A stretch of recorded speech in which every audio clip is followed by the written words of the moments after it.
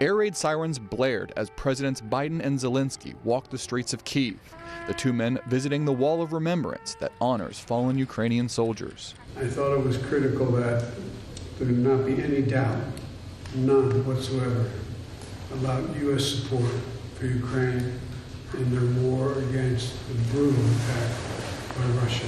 During the visit, President Biden announcing $500 million in new aid to Ukraine for ammunition, weapons, surveillance systems, and to bolster energy infrastructure that's been a constant target of Russian attacks. American society, been from the very beginning of this tragedy, from the very beginning of this full-scale war, from the first days, been together with us.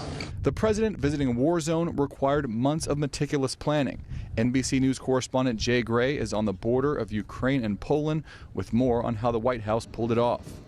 And Drew, we're learning a lot more about the president's secret trip to Kyiv now. After the transatlantic flight on Air Force One, the White House says he took a 10-hour train ride to get to Ukraine.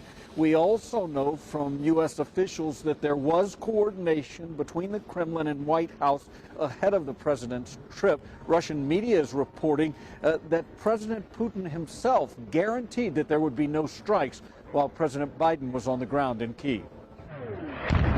The visit comes just days before the one-year anniversary of the Russian invasion, and as Russia pushes forward with a grinding new offensive. Back at home, some far-right members of Congress criticizing the visit. But President Biden made a point to reassure Zelensky that bipartisan support for Ukraine remains strong.